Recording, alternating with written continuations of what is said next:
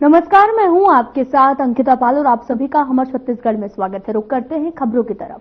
सरगुजा संभाग के जशपुर जिले में मिनी स्टेडियम सलाया टोली कुनकुरी में वृद्ध स्वास्थ्य परीक्षण शिविर आयोजित किया गया। छत्तीसगढ़ के मुख्यमंत्री विष्णुदेव साय ने शिरकत की है। उन्होंने मंच से करीब 350 नवविवाहित जोड़ों को अपना आशीर्वाद दिया है। साथ ही सीएम साय ने जशपुर में मेडिकल कॉलेज की स्थापना को लेकर जानकारी भी दी है। देखिए इस रिपोर्ट में।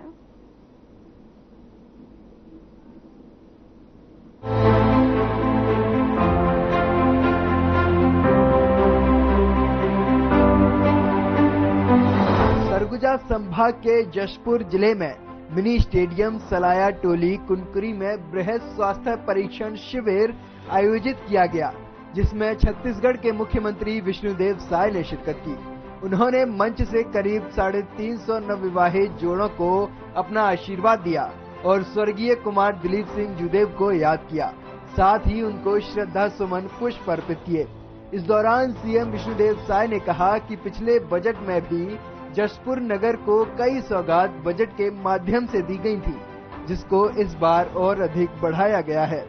सीएम विष्णुदेव साय ने आगे बताया कि जशपुर में मेडिकल कॉलेज की स्थापना होगी, जिससे यहाँ के बच्चे जो बाहर पढ़ने जाते हैं वो भी यहाँ रहकर मेडिकल डॉक्टरी की डिग्री लेंगे, जिससे जशपुर नगर वासियों को स्वास्थ्य सेवाएं और बेहतर ढंग से मिलेंगी। उन्होंने अंतर्राष्ट्रीय महिला दिवस पर सभी छत्तीसगढ़ की महिला और बच्चियों के साथ देशवासियों की महिलाओं को बधाई और शुभकामनाएं भी दी। हम सब लोगों के मार्गदर्शक रहे, हमारे तो आशीर्वाद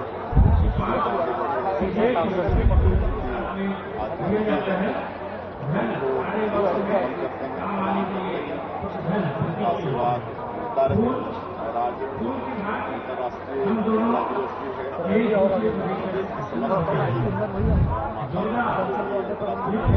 भी है और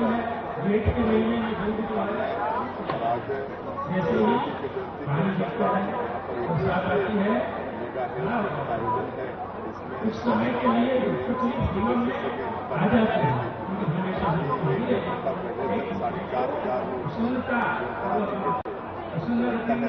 एक जो है वो इलाज कर रहे हैं, दवाई वितरण की व्यवस्था है, रेफर करना होगा इलाज होगा।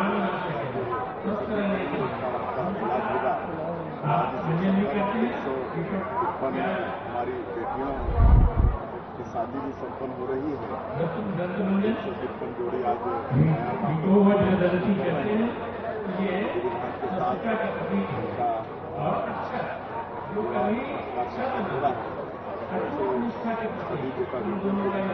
हो रहा है। निष्ठा बिल्कुल कभी टूटे नहीं। कहा जाता है जोड़ी जो है आसमान में बनाई जाती है,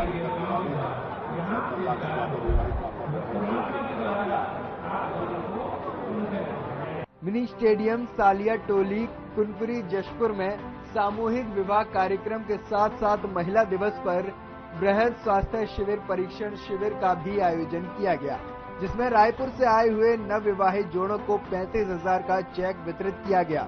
वहीं डॉक्टरों की टीम ने जशपुर नगर वासियों की जांच कर उनका इलाज किया। उनका भी मुख्यमंत्री विष्णुदेव साय ने धन्यवाद किया।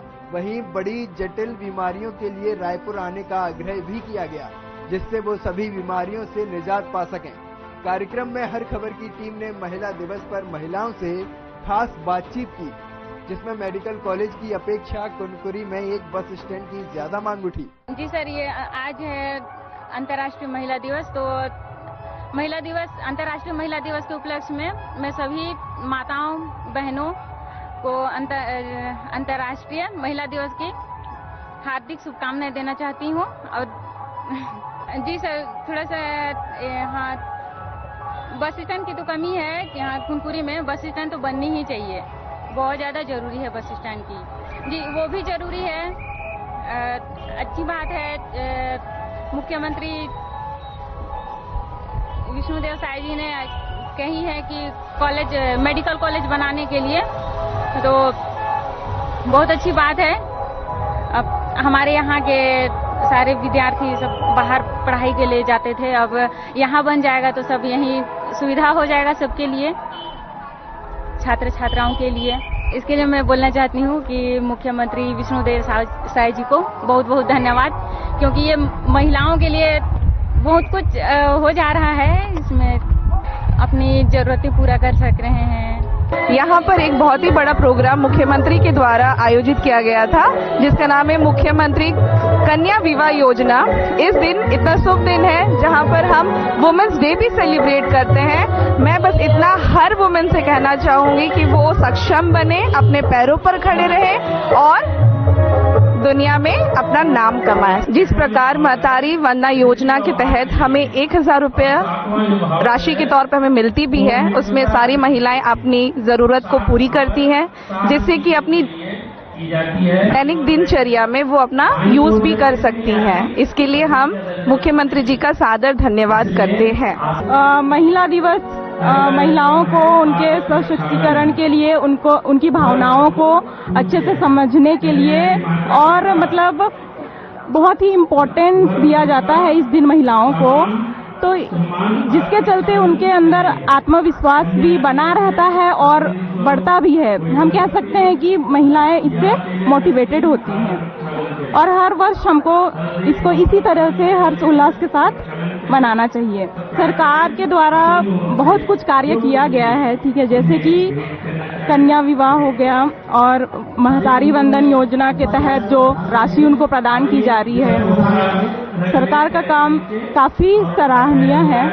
हमारे कुनकुरी विधानसभा के माननीय मुख्यमंत्री विष्णुदेव साय जी के द्वारा जो 365 जोड़ी का और मुख्यमंत्री कन्या विवाह योजना में वो आए और सामूहिक रूप से सभी 365 जोड़ों को दाम्पत्य जीवन में बंधने के लिए और उनका उज्जवल भविष्य और सुखमय दाम्पत्य जीवन बीते, इसके लिए आशीर्वाद दिया और हम सब उसमें शामिल हुए।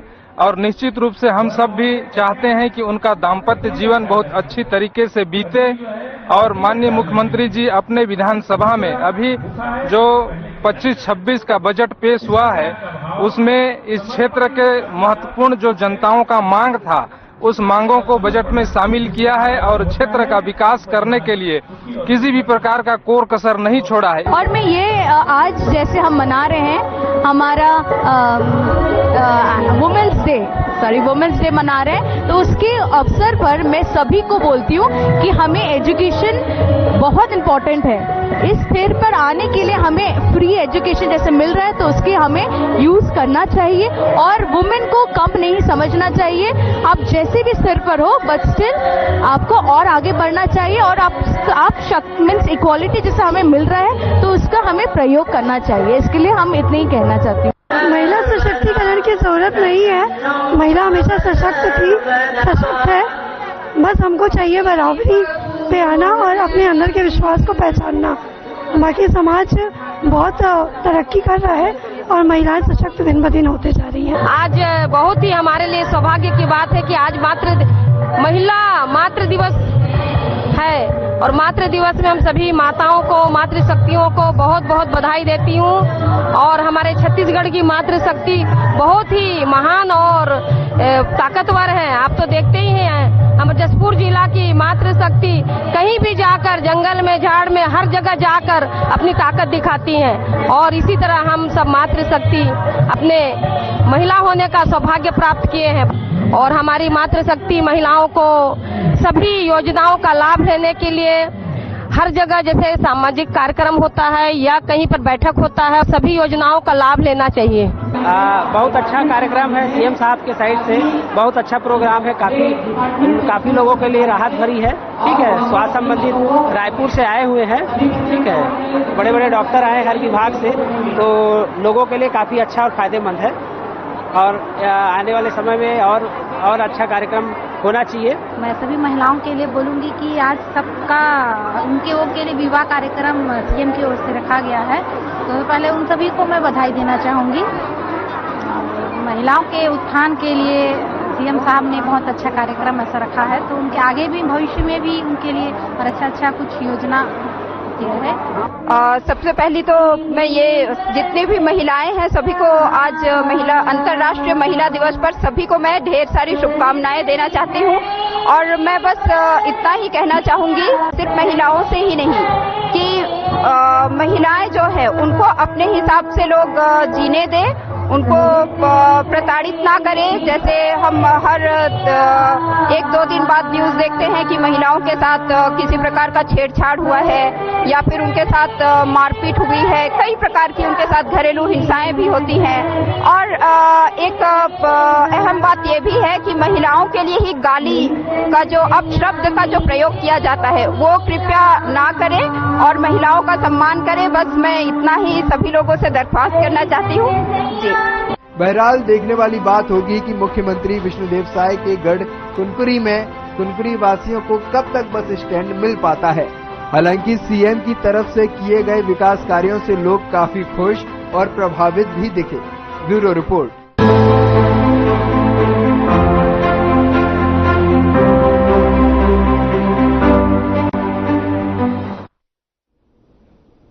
महिलाएं हर क्षेत्र में अपनी पहचान बना रही हैं। अंतर्राष्ट्रीय महिला दिवस के मौके पर सरगुजा जिले की कुछ ऐसी महिलाओं से आपको रूबरू कराने जा रहे हैं जिन्होंने अपनी मेहनत का लोहा मनवाया है।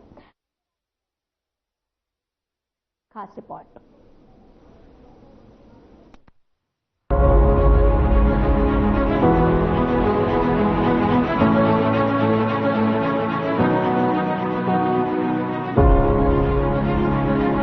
अकेले ही चली थी जानिबे मंजिल, लोग जुड़ते गए, कारवा बनता गया।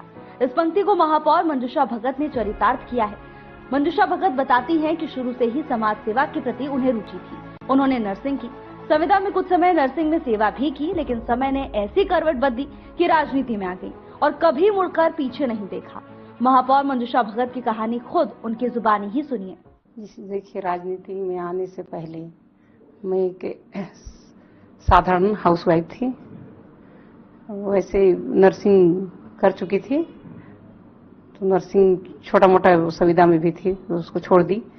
उसके बाद 2000 में भारतीय जनता पार्टी से जुड़ी। भारतीय जनता पार्टी में जुड़ने के बाद मुझे जब नगर निगम बना अंबिकापुर शहर, तो 2004 में 4-5 में चुनाव हुआ। फर्स्ट बार तो मैं निर्दलीय कैंडिडेट के रूप में पार्षद का चुनाव लड़ी। उस समय मैं जीत गई थी, एक साधारण महिला होते हुए भी। उस समय लहर पूरी भारतीय जनता पार्टी की था। फिर 2009 में दोबारा उसी वार्ड से फिर चुनाव लड़ी, फिर भी जीत गई। उसके बाद 14-15 में मेरे को महापौर का टिकट मिला भारतीय जनता पार्टी के द्वारा। तो उसमें किसी कारणवश मैं चूक गई थी, पर ये संघर्ष को देखते हुए, मेरी संघर्ष को देखते हुए लगातार भारतीय जनता पार्टी ने विश्वास करके मुझे टिकट दे रही थी। और जीत हमेशा, पार्षद में तो कभी मैं हारी ही नहीं, क्योंकि मैं एकदम नया वार्ड था, ग्रामीण वार्ड था, स्लम एरिया बहुत थे, जिसमें अपने स्लम एरिया में जैसे छोटी छोटी झुग्गी झोपड़ी वाले जिसके पास ना राशन कार्ड था, ना आवास था, ना उनका गरीबी रेखा कार्ड, विशेषकर उनका जो गरीब लोगों को पहले जीने के लिए कुछ राशन चाहिए था रहता। तो मैं बढ़ चढ़कर उनके साथ मिलकर उस क्षेत्र में खूब काम किया। इसलिए डबल जीतने का यही कारण है। पार्षद में लगातार थी, ये मेरी संघर्ष है। देखिए, मैं तो 2000 में ही भारतीय जनता पार्टी में जुड़ी और 6 में महिला मोर्चा का नगर अध्यक्ष बन गई। फिर जाके 5 साल का होता है कार्यकाल, 13 में भारतीय जनता पार्टी द्वारा जिला अध्यक्ष बन गई महिला मोर्चा का। इस टाइप का मतलब पार्टी में जुड़े रहने के कारण संगठन ने विश्वास करके जो वर्तमान में अभी जो महापौर हूँ मुक्त, जिसको पुरुष सीट होते हुए भी एक साधारण कार्यकर्ता को, साधारण महिला को, जिनका बैकग्राउंड सिर्फ अकेले है, ये मेरा संघर्ष है। मेरे साथ मेरे पारिवारिक बैकग्राउंड में कोई नहीं है। मैं अपनी क्षमता अब संगठन में काम करने की वजह से मेरे को टिकट महापौर का मिला अभी वर्तमान में 2024-25 में। जो अभी मैं महापौर हूँ नगर निगम की। देखिए, संगठन में तो महिलाओं को जितना आप जोड़ी हूँ सरगुजा भारतीय जनता पार्टी में, तो सभी संगठन के कार्यकर्ताओं से आप पूछ सकते हैं कि मेरा जोड़ा हुआ है ये सभी महिलाएं। इसलिए भारतीय जनता पार्टी सरगुजा का संगठन मेरे ऊपर बहुत भरोसा भी करता है। आज महिलाओं के साथ जोड़ के रखने के कारण ही ये जीत हुई है, बम्पर जीत हुई। देखिए, शहर में ना मैं बात करूं, जो ऐसे अलार्म सेंटर में बहनें जो काम करती है ना, वो महिला समूह की बहनें ही हैं जो डोर टू डोर कचरा जो कलेक्शन करती हैं। उन बहनों के लिए मैं सोचती हूँ, हमेशा जो पार्षद थी तभी सोचती थी कि वो लोग इतनी कम मानदेय में जो सुबह शाम कचरा कलेक्शन करती हैं, ये मेरा भाव है कि उनके लिए भी कुछ करूं। अभी बन गई हूँ महापौर, महिला महापौर। तो और मेरे साथी जो हैं शहर में, जो महिलाएं अक्सर हैं, किसी न किसी रूप में मुझसे बहुत उम्मीद लगा के बैठी हैं कि हमारी बहन मंजूषा भगत महापौर बनी है।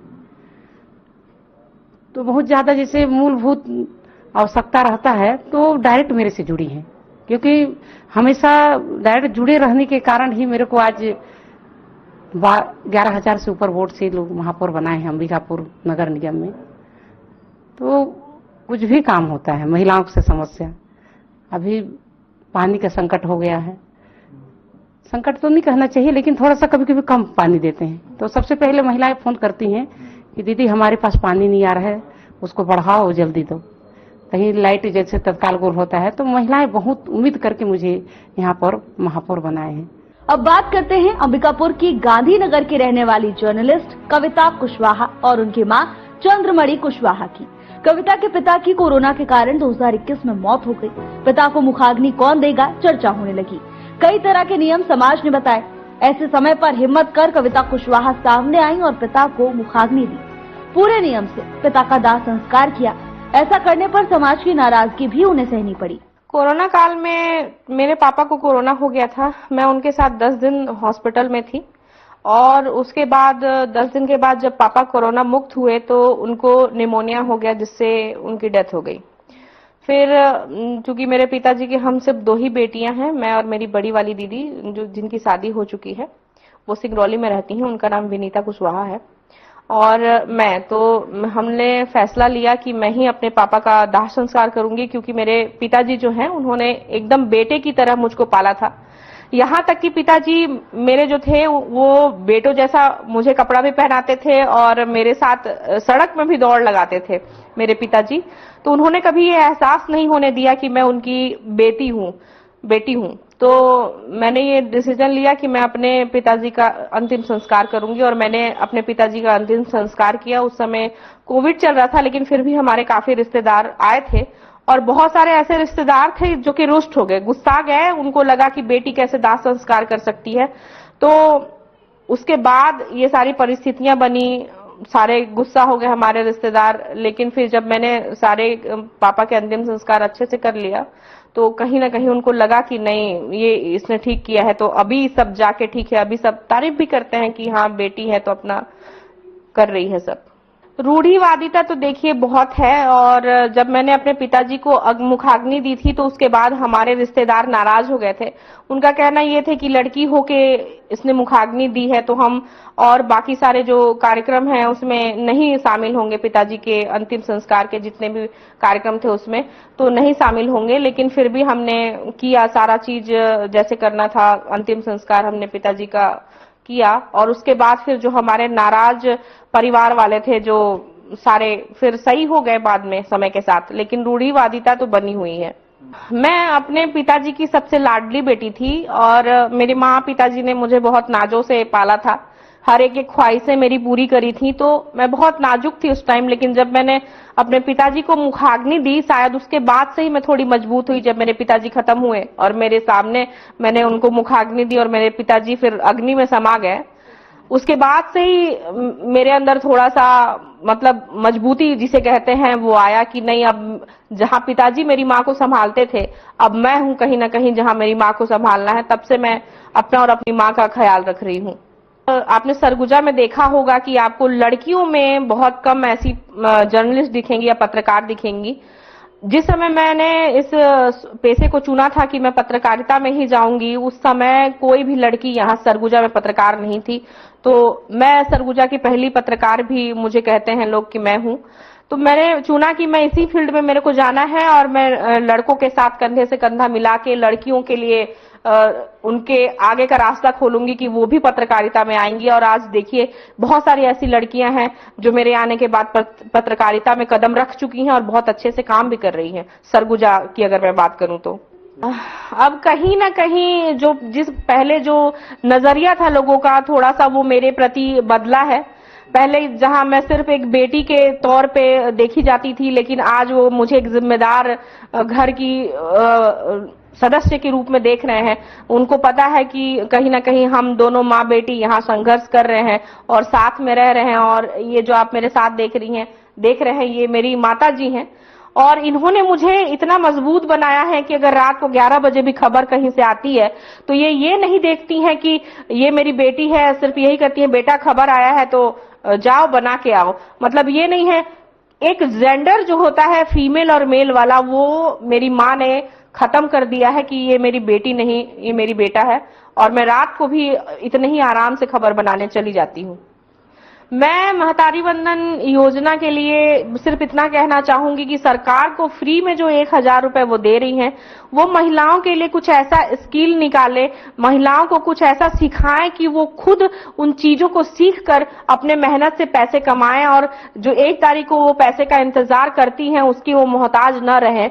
उनके काम के वजह से उनके पास पैसे आए और हमेशा वो मजबूत रहें। उनको ये डर न रहे कि कल अगर महतारी वंदन का पैसा बंद हो जाएगा तो हमारे पास कहां से पैसा आएगा। इन सब सारी चीजों का डर उनके मन से निकलना चाहिए और हर महिला मजबूत होनी चाहिए। कविता कुशवाहा की मां चंद्रमणि कुशवाहा ने बताया कि उनकी 2 बेटियां हैं। बेटा ना होने के चलते उन्हें समाज ने ताने मारे। उन्होंने बताया कि उनके पति पर दूसरी शादी का दबाव भी बनाया गया। हालांकि पति की तारीफ करते हुए उन्होंने कहा कि समाज के तानों के बावजूद उनके पति ने हमेशा उनका साथ दिया। तो बहुत कुछ बोलती थी, लेकिन हमारे यहाँ से पापा थे और मैं तो इसे पापा बोले नहीं, मेरे को बेटा नहीं चाहिए। मेरे 2 बेटियां अब हो गई हैं, दोनों मेरे लिए ठीक हैं, बेटा के समान हैं। मुझे बेटों का कोई जरूरत नहीं है, इसलिए और फिर ऑपरेशन करा दिए मेरा, जिसमें कि अब बेटा हो कुछ नहीं चाहिए। सरकार भी उस समय बहुत सा नियम उनको एग्रीमेंट वगैरह और भी बढ़ा दिए, बोले कि नहीं इनको बेटा नहीं चाहिए, बेटियां हैं। तो क्या 2 बेटियां हैं तो 2 एग्रीमेंट उनका अलग से उनको मिल गया। हाँ, बोले कि हमको बेटी का जरूरत नहीं है, बेटी काफी है। रिश्तेदार लोग कहते थे कि अब की बार छोटी वाली भी बेटी हुई, बड़ी वाली भी बेटी है, तो दूसरा शादी कर लीजिए। और बहुत बिगड़ जाते थे, बोलते आप लोग कौन होते हैं कहने वाले, मेरे को नहीं चाहिए बेटा, मेरा बेटी ठीक है मेरे लिए। बोले थे उसके जीजा लोग कि दूसरा शादी कर लीजिए।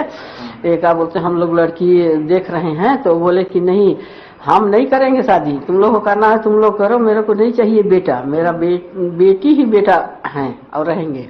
बेटियों से भी वंश चलता है। वो बोलते थे पंडित जवाहरलाल नेहरू का वंश कैसे चला, उनका तो बेटी इंदिरा गांधी थी तो उनका तो नाम है, डूबा थोड़ी ना है। जवाहरलाल नेहरू का नाम तो लेते हैं लोग, ऐसे ही सब बोलते थे। हाँ, तो उस समय का बात तो कुछ अलग है, लोग तरह तरह की बातें करते ही हैं। बोलते थे कि कौन दगत देगा, कौन मुखाग्नि देगा, कौन का करेगा, कौन कर्म क्रिया करेगा, कौन बनारस जाएगा, कौन का करेगा, तरह तरह की बातें। तो मेरी बेटियां थी तो बोले कि हम लोग सब कर लेंगे, किसी को चिंता करने की कोई जरूरत नहीं है। मैंने इससे तो बीमारी हो गया था निमोनिया, उसके चलते मैं रात दिन परेशान रहती थी, रात दिन हॉस्पिटल चलती थी। उस समय ऑटो वगैरह कुछ नहीं था, पैदल जाना पड़ता था हॉस्पिटल, लेके वैसे ही जाती थी। इसके पापा भी ड्यूटी करते थे तो कभी कभी आ जाते थे। तो सर लोग थे, प्रिंसिपल लोग तो बोलते थे कि नहीं जाइए, ले जाइए लड़की को, ठीक से करिए। तो डॉक्टर लोग भी सहयोग करते थे, अच्छा दवाई देते थे और इसे ठीक करके बड़ी हो गई। तो मेरे को बहुत अच्छा लगता है, मैं पढ़ाई लिखाई से करके मैं हर क्लास में इसको टीचर लाइन में लाने के लिए बोली, तो इसको बीटीआई भी करवाई कि टीचर बनेगी करके। तो वो इसको परीक्षा दिलाने भी कहाँ कहाँ निकलता था सेंटर कोटा, वहाँ लेके गई कि परीक्षा वहाँ से दिला के आई। मैं नहीं डरती थी कहीं ले जाने के लिए। हाँ, वहाँ भी पास हो गई। हाँ, इसका उस समय ना ओड़गी में हुआ था वहाँ तो वहाँ फिर स्टे लग गया ना, फिर स्टे लग गया ना, ऐसा मन कैंसिल हो गया। बोली कि अब मैं नहीं बनूंगी टीचर। मैं यही बोलना चाहूंगी कि वो बेटियों को कमजोर ना समझें और बेटियों को हमेशा आगे बढ़ाने के लिए उनको प्रोत्साहित करें। ये ना कहें कि मेरी बेटी है क्या होगा, ऐसे कभी ना बोलें। बोले कि बेटी नहीं हमारे बेटा है। पहले तो मैं महिला दिवस के शुभ अवसर पे सभी महिला माता बेटी बहन सभी को बहुत सारा बधाई शुभकामनाएं दे रही हूँ। और महिलाओं के लिए पहले तो नरेंद्र मोदी जी 1000 रुपया जो दे रहे हैं उससे महिलाओं का बहुत सारा काम पूरा हो रहा है, मोटिवेट हो रही हैं। और जैसे एक छोटा सा बता रही हूँ, बच्चे के लिए मान लीजिए बहुत ऐसे मतलब वो घर में होता है, किसी के लिए चीज नहीं है, मान लीजिए वो पेपर ऊपर के लिए कहीं जरूरत पड़ रहा है, मान लीजिए कहीं भाड़ा किराए के लिए पड़ रहा है, तो बहुत ऐसा रहता है कि महिलाओं अपने बच्चे को नहीं दे पाती हैं। तो छोटा छोटा जो है वो हमारे नरेंद्र मोदी जी मुख्यमंत्री जी हैं, उनके 1000 रुपया महतारी वंदन के जरिए बहुत सारा इच्छाएं पूरा हो रहा है। और महिलाओं का भी छोटा मोटा शॉपिंग या कुछ किचन का सामान आ जाता है। और महिलाओं के लिए सुरक्षा की बात रही तो जैसे मान लीजिए सुरक्षा तो ठीक है, अब हमारा सरकार है तो सुरक्षा तो मिलेगा ही। और जैसे मान लीजिए मूवी वूवी बनता है तो उसमें वो बच्चे लोग जैसे सीरियल देखते हैं, तो ये सब का थोड़ा सा ध्यान रखते हुए उसको बनाए कि ताकि गलत प्रभाव न पड़े बच्चे लोग पे। राज्य सरकार केंद्र सरकार से मेरा यही विनती है, रिक्वेस्ट है। और बाकी महिलाओं के लिए सुरक्षा तो दे ही रहे हैं, उसमें कोई दिक्कत नहीं है। बस महिला दिवस की हार्दिक बधाई शुभकामनाएं। जैसे पिक्चर में मूवी में जो आता है सीरियल में गाली गलौज का उपयोग किया जाता है जी, तो ये कितना असर करता है महिलाओं पर, बच्चियों पर या किसी पर भी? ऐसे तो देखिए सीरियल देख के भी बहुत महिलाएं उसी को लागू करने लगती हैं। घर में भी सुनने को मिलता है ऐसा, बच्चे पे भी ऐसा असर पड़ता है। तो उसको देखते हुए सरकार को उसका मतलब उपयोग करना चाहिए कि ताकि ऐसा प्रभाव न पड़े और हमारा शहर हमारा राज्य सेफ रहे। बहरहाल समय बदलने लगा है। सरगुजा आदिवासी बाहुल्य इलाका होने के बावजूद लोगों की मानसिकता अब बदलने लगी है। सरगुजा में महिलाएं भी पुरुषों के साथ कंधे से कंधा मिलाकर काम कर रही हैं। सरगुजा में कई ऐसी महिलाएं उदाहरण के तौर पर मौजूद हैं जिन्होंने अपने परिवार, समाज, जिला, राज्य और देश का नाम गौरवान्वित किया है। ऐसी महिलाओं को अंतर्राष्ट्रीय महिला दिवस पर सलाम। Bureau report.